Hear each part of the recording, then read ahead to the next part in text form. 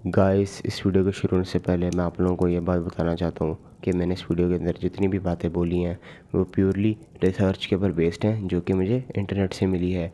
यानी कि मैंने जितनी भी बातें यहाँ पर बोली हैं वो इंटरनेट के ऊपर मौजूद आर्टिकल्स के ऊपर बेस्ड हैं या फिर वेबसाइट से उठाई गई न्यूज़ है।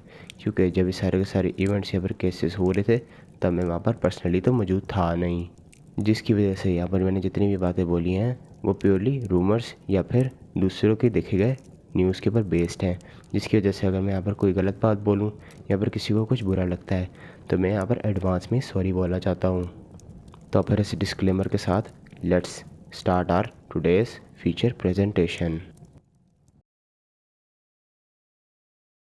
गाइस, कानपुर जितनी खूबसूरत सिटी है इंडिया की, यहाँ पर उतनी ही गर्मी पड़ती है जब यहाँ पर समर सीज़न होता है।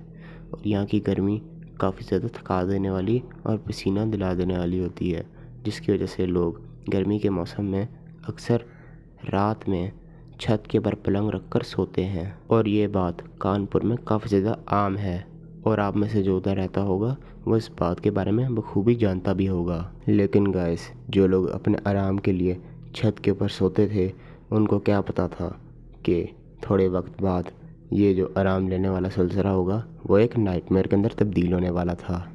क्योंकि गाइस 2000s के अंदर कानपुर के अंदर काफ़ी ज़्यादा न्यूज़ फैलने लग गई थी कि रात को एक काला सा क्रिएचर जिसकी सोललेस आइस हैं और लोगों ने जिस तरह से डिस्क्राइब किया है वो एक इंसेक्ट जैसा दिखता है, रात को आकर लोगों का मुंह नोचता है और कभी कभार उनकी आंखें भी नोच के चला जाता है और उन्हें बहुत ही ज़्यादा बुरे तरीके से इंजर करने के बाद मौत के मुंह में छोड़ कर चला जाता है। यहाँ पर जो मैंने आप लोगों को उसकी डिस्क्रिप्शन बताई है उसकी इमेज आप लोग स्क्रीन के ऊपर देख रहे होंगे और ये एग्जैक्ट उसी तरह की इमेजिन करके बनाई गई है जिस तरह की इस मुंह नोचवे के विक्टिम्स ने बताया था। और इसी वजह से इसका नाम मुंह नोचवा पड़ गया था क्योंकि ये लोगों को मुंह नोच के इंजर करके चला जाता था। गाइस, शुरू में तो उसके केसेस काफ़ी कम थे, लेकिन कानपुर के अंदर आहिस्ता आहिस्ता इसके केसेस काफ़ी ज़्यादा होने लग गए, जिसकी वजह से इसका डर लोगों के अंदर बैठता गया और लोग महीना महीना सोना छोड़ गए थे, जिसकी वजह से पूरी की पूरी सिटी में एक तरह का अनरेस्ट फैल गया था। गाइस, कानपुर में तो इसके केसेस आ ही रहे थे,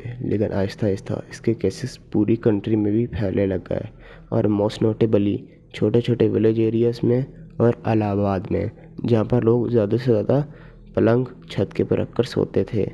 और ये केसेस इतने ज़्यादा अनबेरेबल हो गए थे कि इसकी न्यूज़ अखबारों के अंदर और न्यूज़ चैनल्स के अंदर भी आने लगी।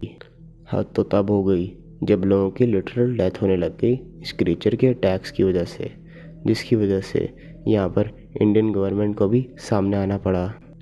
गाइस, यहाँ पर काफ़ी सारे फिजिशियंस ने रिसर्च की और उन्होंने ये पाया कि मुंह नोचवा को तो किसी ने सही तरीके से आज तक देखा भी नहीं था और जितने भी लोगों ने उसको डिस्क्राइब किया था उन्होंने मेरे ग्लैंस ही लिया था उसके ऊपर अटैक होने से पहले।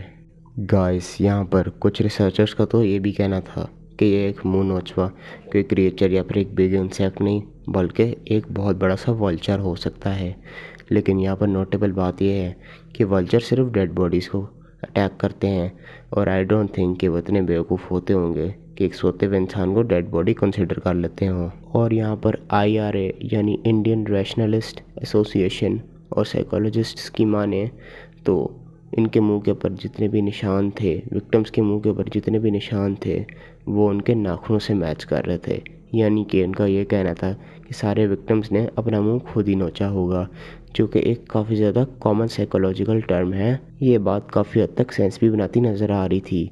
लेकिन यहाँ पर जो बात गौर करने आ रही थी वो ये थी कि एक साथ इतने सारे लोगों को कुछ साइकोलॉजिकल इशू होना पॉसिबल ही नहीं है। तो ये कैसे हो सकता है कि वो खुद ही इस तरह कर रहे हों अपने साथ। आहिस्ता आहिस्ता मुंह नोचवा इतना बड़ा हो गया कि पेरेंट्स अपने बच्चों को मुंह नोचवे के डर से रात को जल्दी सुलाने लग गए और लोग आहिस्ता आहिस्ता गर्मी के बावजूद भी पलंग छत के ऊपर डालना बंद कर गए, जिसकी वजह से मुंह नोचवा के अटैक्स आहिस्ता आहिस्ता कम भी होने लगे, लेकिन पूरी तरह ख़त्म नहीं हुए थे और मुंह नोचवा के अटैक्स अभी भी जारी थे। लेकिन आहिस्ता आहिस्ता ये अटैक्स कम होने लगे और एक ऐसा वक्त आया कि उत्तर प्रदेश के अंदर मुंह नोचवा पूरी तरह से गायब हो गया। लेकिन अपना डर लोगों के दरमियान आज भी बरकरार रख के चला गया। अनफॉर्चुनेटली इंडियन गवर्नमेंट और अथॉरिटीज़ को आज तक पता नहीं लग पाया कि मून नोचवा का मोटिव क्या था या फिर वो क्रीचर क्या था और वो चाहता क्या था।